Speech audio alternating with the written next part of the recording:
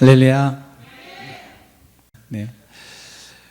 최근 한국교회가 포괄적 차별금지법 발의, 또 2주 동안의 예배 외 모임 금지, 또 대면, 비대면 예배, 또 포스트 코로나, 정말 굉장히 중요한 이슈들, 또 그런 생소한 용어들 속에서 혼란과 어려움을 겪고 있는 것이 사실입니다. 이러한 때 가장 피해를 많이 입는 세대가 제가 볼 때는 다음 세대인 것 같습니다. 코로나 이전에도 이 한국교회는 다음 세대와 청년 세대들 살리기 위해서 많이 부심하고 있었고 기도하고 있었고 노력하고 있었는데, 이제 코로나가 터진 이후에 사실은 더 큰 어려움들이 생기게 되었고, 우리 다 경험하는 것처럼 언론과 여러 정부 기관에서는 교회가 굉장히 큰 문제가 있는 것처럼 보도를 하는 바람에 사람들을 전도해서 교회에 데려오는 것도 좀 불편하고 그런 어려운 상황을 우리가 맞이하게 되었습니다. 하나님의 기적으로 세워진 대한민국, 또 하나님의 기적으로 지켜진 대한민국, 또 하나님의 기적으로 성장한 대한민국인데, 지금은 이 대한민국과 한국교회가 영적인 위기, 또 실제적인 위기에 처해 있음을 우리가 잘 알고 있습니다. 우리가 이러한 때에 어떻게 해야 될까요? 또 특별히 다음 세대는 이러한 때에 어떻게 해야 될지를 오늘 우리가 읽은 이 본문에서 그 답을 찾을 수 있기를 바랍니다. 오늘 이 본문은 8세라는 그 어린 나이에, 우리 8세 어린이도 여기에 있죠? 혹시 내가 8살이다 한번 손 들어 볼래요? 네, 한 명 저기 있네요. 예, 우리 저런 정도의 어린이가 왕이 된 거예요. 네, 예, 그래요. 그럼 어때요? 국민으로서 어떠세요? 저 8세의 그 어린 나이에 이제 요시야가 왕이 되었는데, 오늘 성경을 읽어보셔서 아시겠지만 요시야가 왕이 된 지 몇 년째 이런 일을 했다 이렇게 나오잖아요. 저는 그것이 좀 굉장히 의미 있게 좀 다가왔습니다. 왜냐하면 왕이 된 그 나이는 정말 우리나라 나이로 초등학교 1학년 나이, 또 첫 번째 개혁을 하기 위한 그 단추를 시작한 해는 청소년 나이, 요즘으로 참 중학생, 그리고 놀라운 개혁을 시작한 나이가 20살, 또 더 놀라운 그 변화를 가져온 그 시점의 나이는 20대 중반이기 때문에 그렇습니다. 그래서 다음 세대, 청년, 그리고 요시야 왕이 한 일은 나라의 문화를 완전히 바꾼 일이죠. 그래서 기도의 집을 세우기 위한 마음 받기를 위하여서 이 청년 다음 세대의 이 문화라는 이 주제와 정말 잘 어울리는 그런 본문이라 생각이 들어서 좀 말씀을 나누려고 합니다. 요시야는 남유다 왕의 16번째 왕인데, 이 남유다가 바벨론에게 멸망당하기 약 55년 전에 왕이 되었습니다.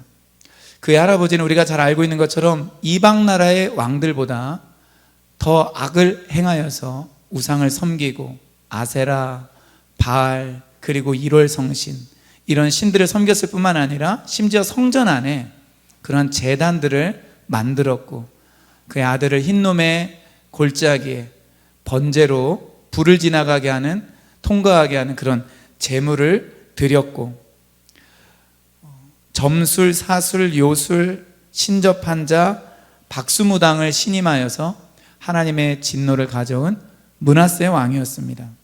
그리고 그의 아버지 아몬 역시 하나님 앞에서 악한 왕이었는데, 그 이전 성경을 읽어보면은 므낫세는 55년을 통치했고 아버지 아몬은 2년을 통치했습니다.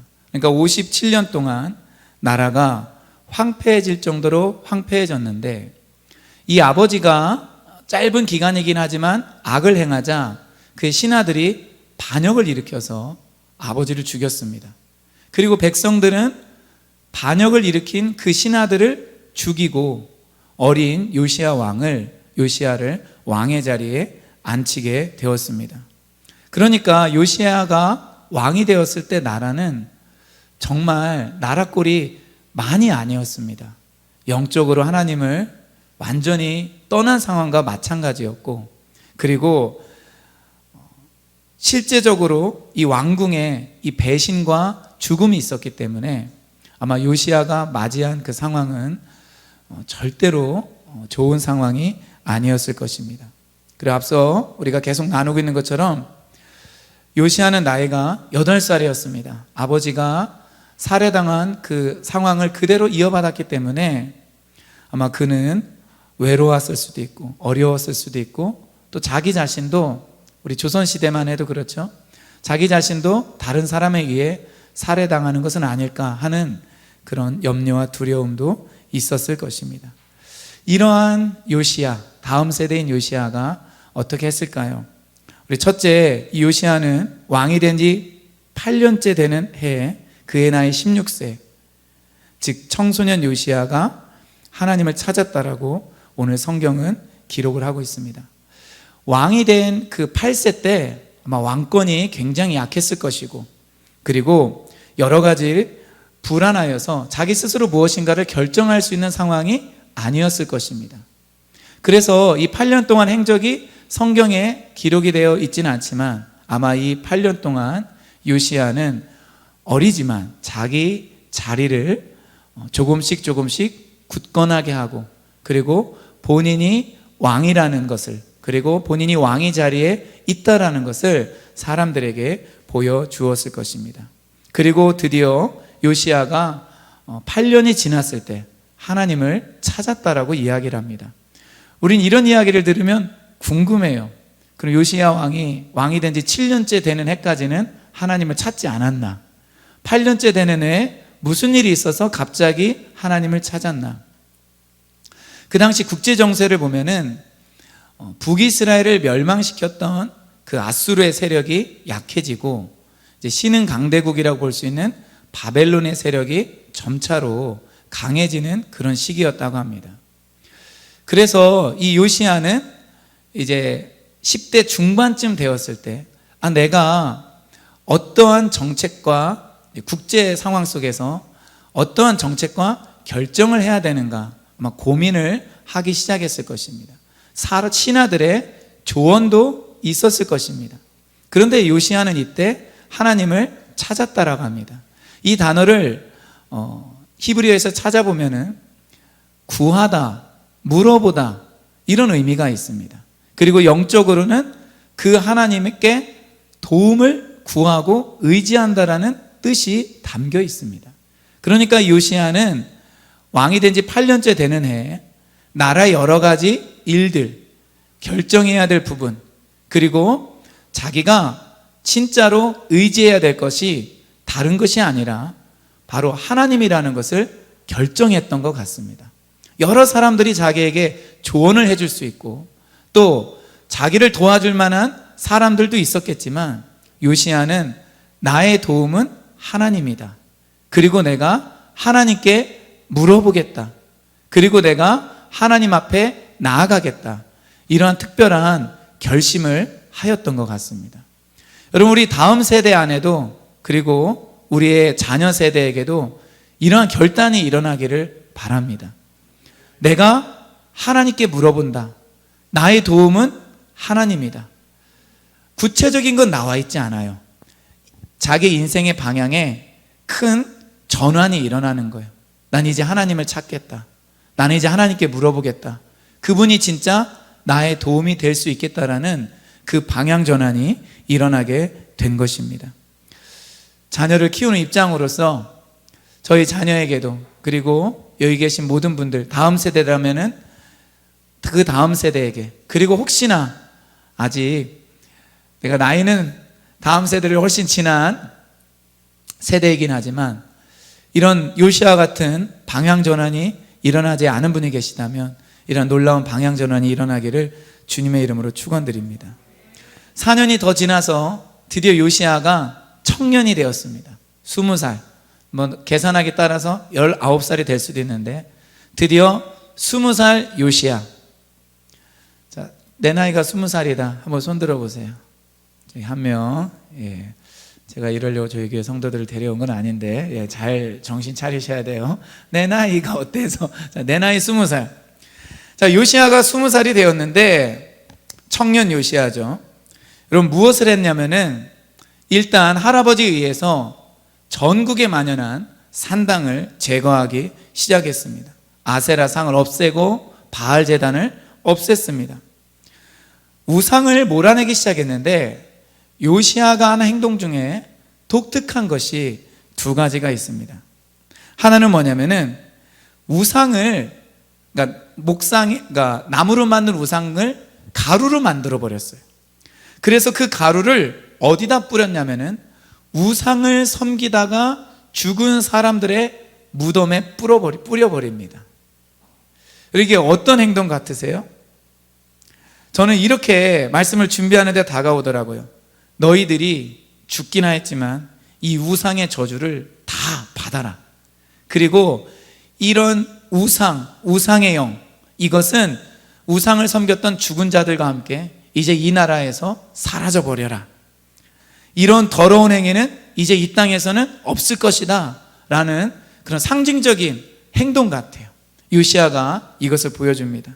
그리고 또 하나는 뭐냐면은 우상을 섬겼던 이 제사장들이 죽었을 텐데 이 제사장들의 무덤을 팝니다. 우리 파묘라고도 하죠. 파묘를 해서 그 뼈를 추려냅니다. 그 뼈를 추려내서 우상을 섬겼던 그 제단 위에서 이 뼈를 완전히 다 불살라버리고 태워버립니다. 그러니까 뼈조차도 없애버리는 거예요. 흔적도 없애겠다라는, 이 나라에서는 이제 우상을 섬기는 사람, 우상을 섬기는 제사장은 더 이상 없을 것이라는 단호한 결단을 보여주고, 그렇게 우상을 섬기는 사람이 나타난다면, 그리고 우상을 섬기는 제사장이 나타난다면 용서하지 않겠다라는 것을 상징적으로 보여주는 것 같습니다. 게다가 요시야는 지금 남유다의 왕인데 말씀에 보면은 북이스라엘에 해당하는 그 지파들까지 새롭게 하는 일을 합니다. 6절에 보면 므낫세, 에브라임, 시므온, 납달리까지 사면 황폐한 성읍들에게도 그렇게 행하여 라고 이야기를 하고 있습니다. 그러니까 남유다뿐만 아니라 이 북이스라엘, 이스라엘 그 전역에 걸쳐서 이 요시야가 개혁을 하고 있는 것입니다. 청년 20살 이 요시야의 마음에 제가 볼 때는 불이 붙은 것 같아요. 하나님 나라를 다시 세워야 되겠다라는 열정이 일어난 것 같아요. 조금은 독특한 행위와 같은, 뼈까지 태워버려서 그것을 완전히 없애버리는, 무덤 위에 가루를 뿌려버리는, 그리고 자기가 왕으로 있는 남유다뿐만 아니라 원래 하나님의 그 백성들이 살았던 그 북이스라엘까지 가서 새롭게 하는 일을 합니다. 저는 20살 청년, 그리고 그 이상의 청년들, 그리고 아직 내 마음 가운데 하나님이 주신 그 뜨거움, 젊음, 열정이 있는 하나님의 백성들이라면 바로 요시야와 같은 이런 마음이 회복될 수 있기를 주님의 이름으로 축원드립니다. 불의를 보고 악의를 보고서도 의분이 일어나지 않다거나, 아니면은 죄악이 관영한 이 세상을 보면서도 마음이, 하나님이 주신 그 마음이 생겨서 뜨겁게 타오르지 않는다면 사실 우리의 신앙은 죽어 있는 것과 마찬가지입니다. 여러분, 요시야 영성이 저 여러분들에게 일어날 수 있기를 주님의 이름으로 축원드립니다. 나를 부르지 않는 곳이라도, 하나님 나라가 무너져 있는 곳이 있다면, 그런 도시가 있다면, 그런 교회가 있다면, 그런 나라가 있다면, 그런 민족이 있다면 주님, 그곳을 다시 예수 그리스도의 이름으로 세우기를 원하며 하나님께서 기뻐하시는 곳으로 만들기를 원합니다.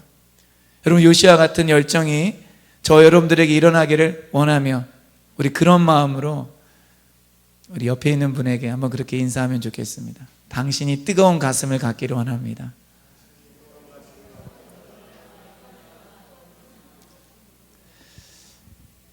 아멘. 자, 세 번째 개혁으로 가겠습니다. 왕이 된 지 18년째, 20대 중반의 요시야입니다. 아직 젊습니다. 예, 아직 굉장히 젊어요. 자, 정확히 말하면 26, 혹시 26살 있나요? 우리 성민 간사님 몇 살이죠? 25입니다. 예, 25을 합시다. 예, 그럼 25살. 왜냐하면 제가 이렇게 엄밀히 계산을 해보면은 왕이 된 지 1년째가 사실은 8살이거든요. 예, 그러니까 우리 뭐 26살이라고 해도 되고 25살이라고 해도 됩니다. 우리 25살 요시야가 어떻게 했는지 보도록 하겠습니다. 쉽게 말하면 성전을 수리했습니다. 보수 공사를 했습니다. 이것도 어떻게 보면은 이해하기가 좀 어렵습니다. 왜냐하면 보통 신앙이 있다면 가장 먼저 예배당, 그쵸?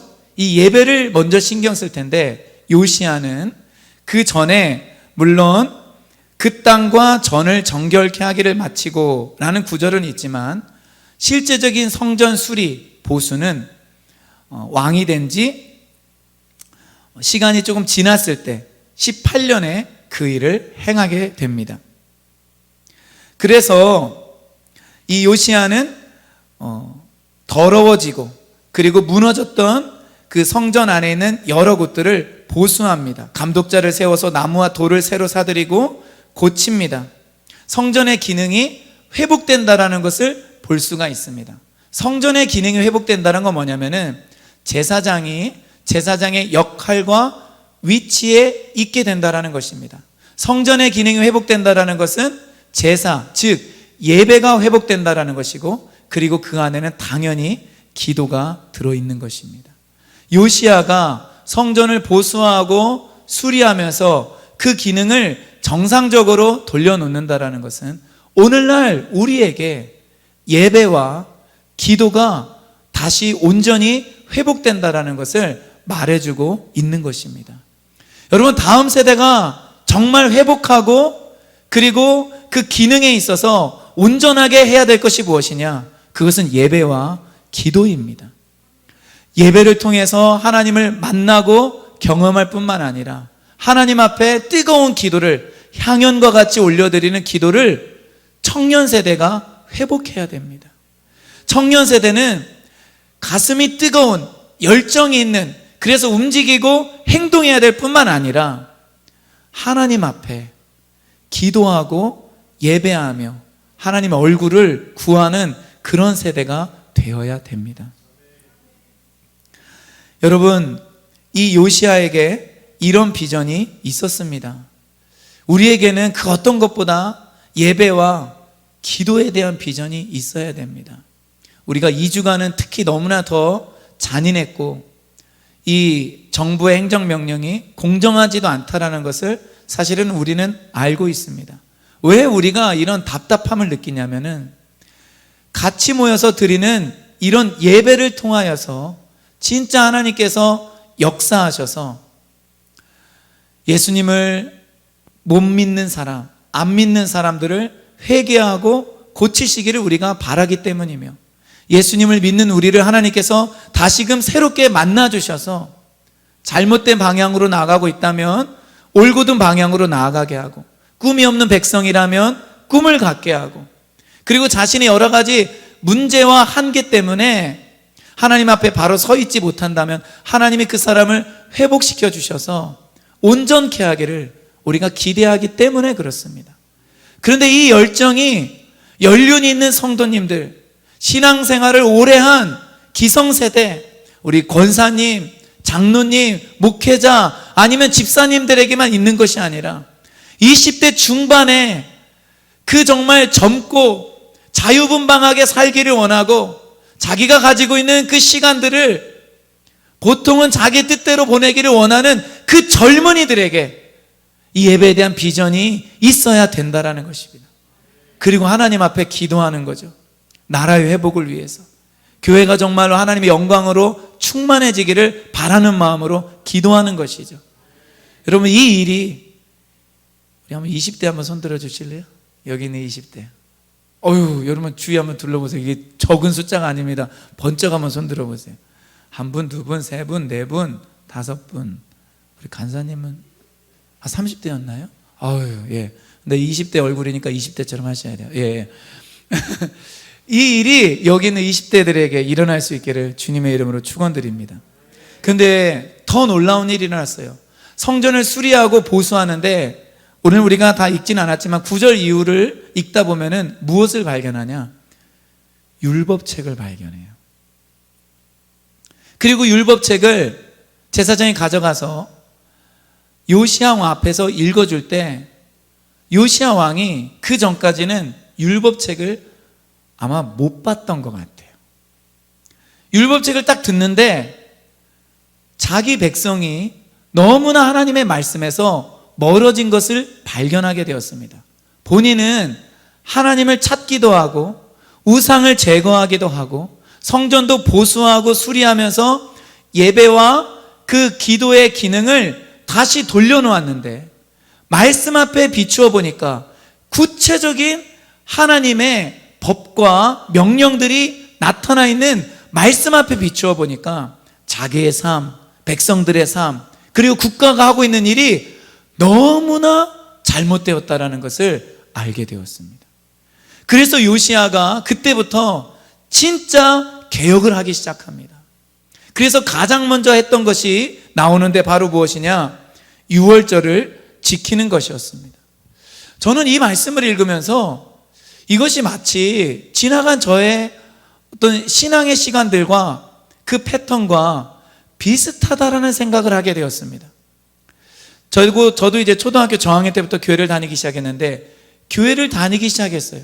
그러다가 이제 대학에 들어가서 좀 이제 방황하는 시절이 있었는데 제가 그때 방황하는 시절에 나 이제부터 하나님 말씀대로 살아야지 하면서 말씀을 읽어가면서 구체적으로 내 삶을 바꾸거나 그러지 못했어요.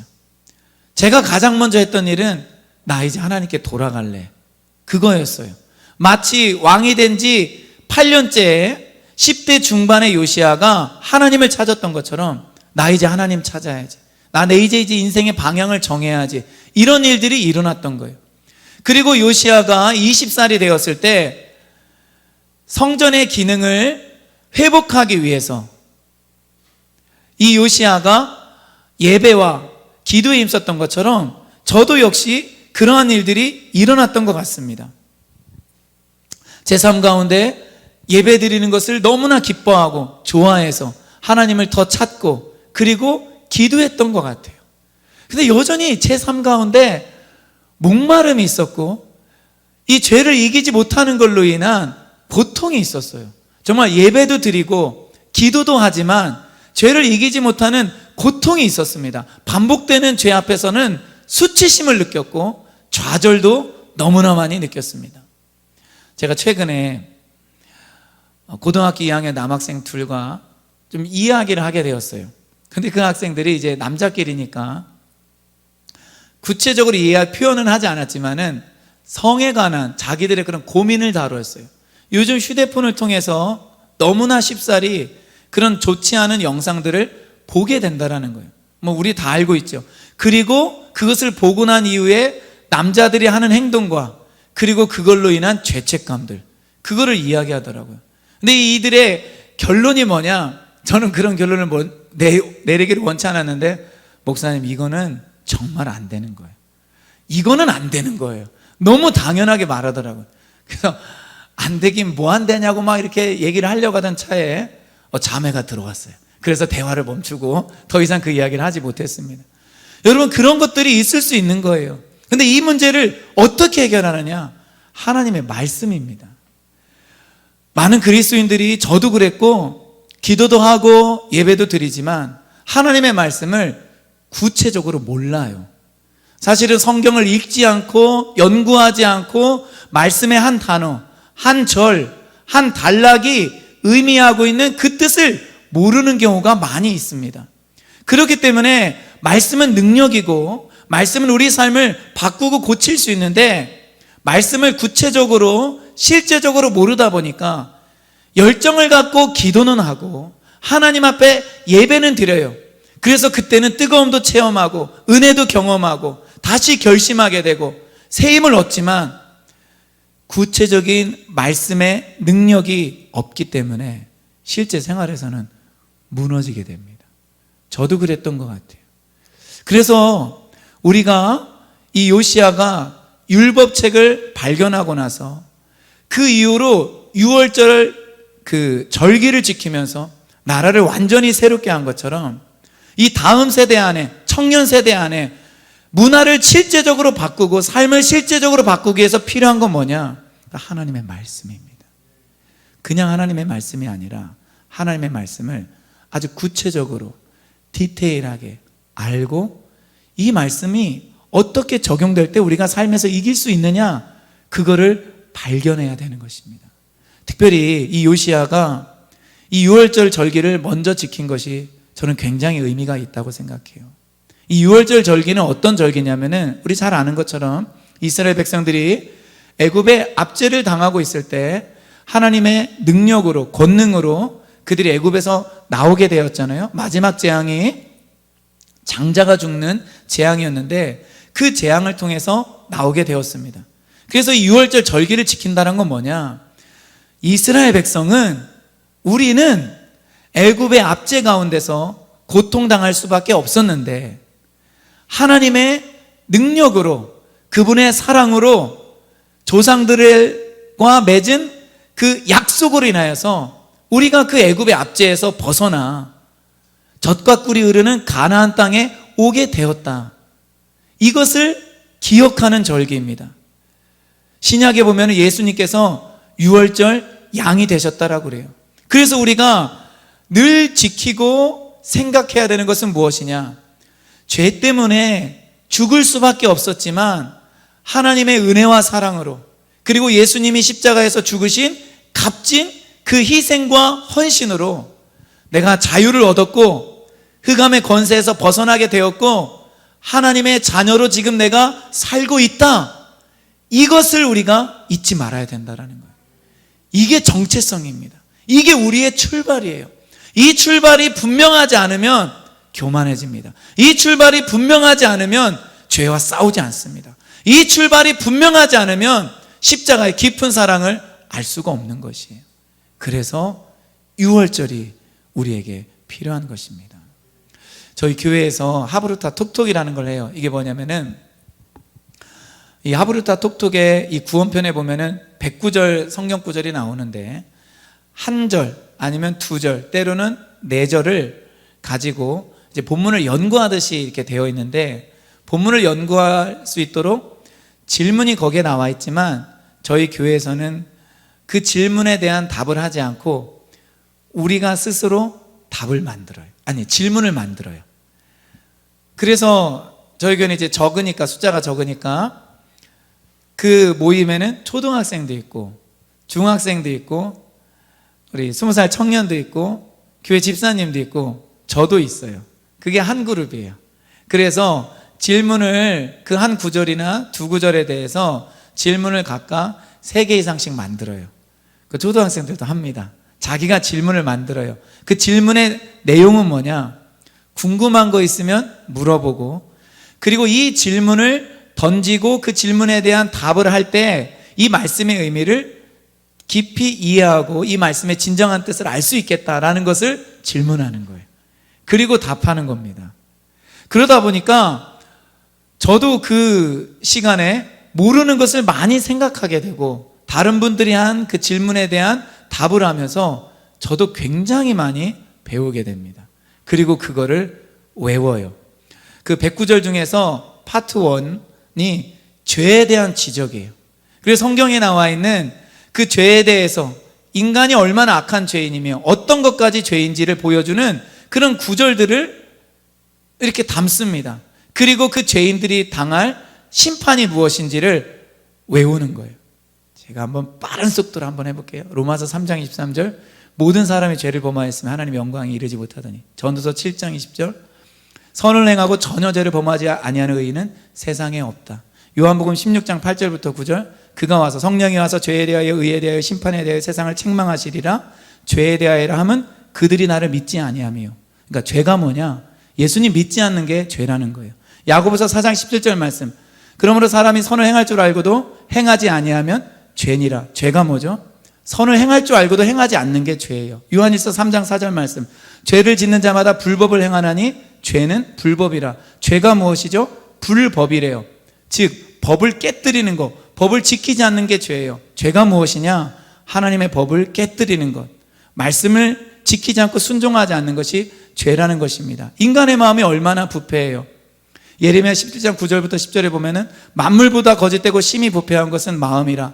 누가 능히 이를 알리오마는 나 여호와는 심장을 살피며 폐부를 시험하고 각각 그 사람의 행실과 행위대로 보응하나니. 이렇게 이야기를 하고 있어요. 이런 사람들에 대한 심판이 뭐냐? 마가복음 9장 49절에 보면은 사람마다 불로써 소금치듯 함을 받으리라. 불의 심판을 예수님이 이미 말씀하고 계십니다. 요한계시록에 가보면은 생명책에 기록되지 못한 자들이 어디에 던져져요? 불못, 둘째 사망, 유황불에 던져진다라고 합니다. 지옥은 불못입니다. 여러분, 우리가 이런 것들을 조금 외워요. 그리고 깊이 생각하고 연구합니다. 목회자만 하는 것이 아니에요.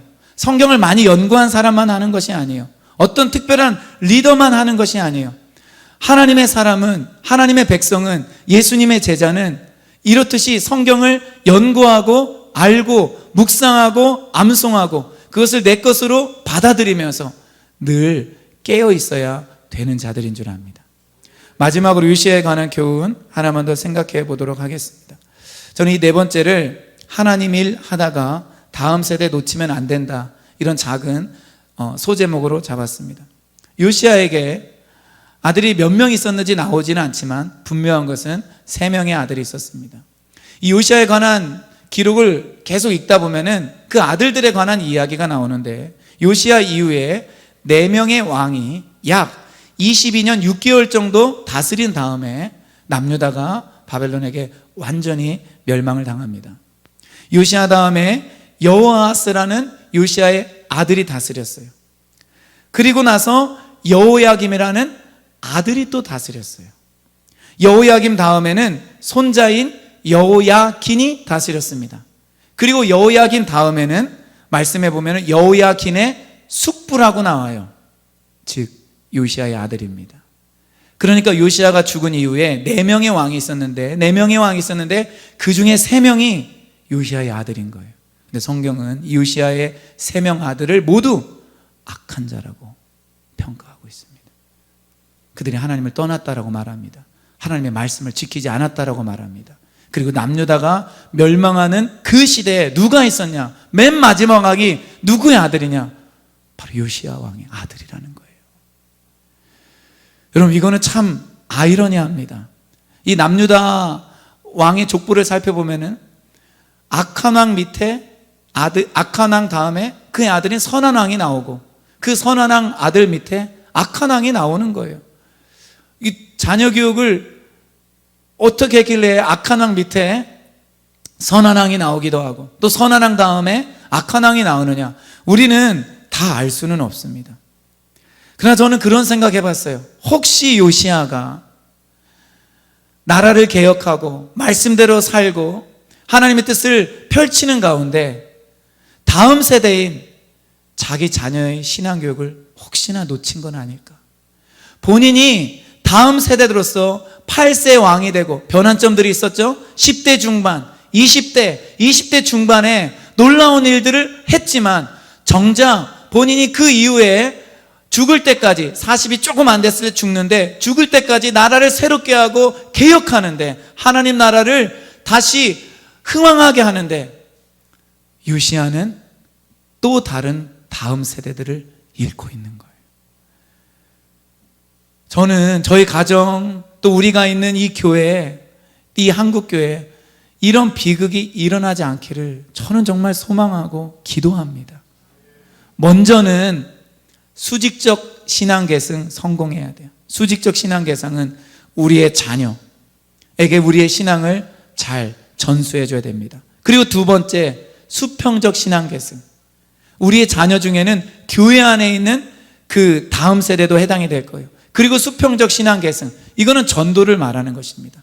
그러나 수평적인 신앙계승 이전에 우리는 수직적 신앙계승, 우리의 자녀, 교회 안의 다음 세대들, 교회 일 때문에, 어른들의 어떤 다른 부흥 때문에 절대로 이 다음 세대들을 우리가 놓치지 않기를 축원합니다. 말씀을 정리하도록 하겠습니다. 우리 요시야, 어린 나이에 왕이 되었지만 하나님을 찾고, 그리고 이 요시야가 하나님 앞에 서게 되었을 때 우상을 제거하고, 그리고 성전을 보수하고 율법책을 발견한 뒤에는 그 말씀 위에 자기의 삶과 나라를 세우기 시작했을 때 이 나라 안에 놀라운 역사가 일어났습니다. 그러나 요시야가 죽은 이후에 그의 세 아들들에 의해서 결국은, 물론 므낫세 왕 때 하나님은 나라를 멸망시키기로 결심을 하셨습니다. 그가 일으킨 진노가 너무 컸기 때문에. 그러나 그렇다 할지라도 요시야의 세 아들이 나라를 다스릴 때 그 일이 일어났다는 것은 우리에게 많은 교훈을 시사해 줍니다. 저는 청년들이, 다음 세대가 요시야 같이 깨어나서 교회뿐만 아니라 나라를 새롭게 할 수 있기를 바라며 문화를 바꾸는 하나님의 사람이 될 수 있기를 축원합니다. 그리고 요시야의 자녀들을 우리가 교훈 삼아서, 하나님, 우리가 어떠한 일이 있다 할지라도 우리의 자녀들, 그리고 교회 안의 다음 세대들은 우리가 절대로 잃어버리지 않겠습니다. 그들이 기성세대가 되었을 때 하나님을 떠나는 자가 한 명도 없고 또 다른 요시야가 되어서 계속해서 영적 계승, 신앙 계승이 이루어져 교회를 새롭게 하고 나라를 새롭게 하는 일에 쓰임받기를 원합니다. 이런 은정감리교회, 또 저희 교회, 또 한국교회 되기를 주님의 이름으로 축원드립니다.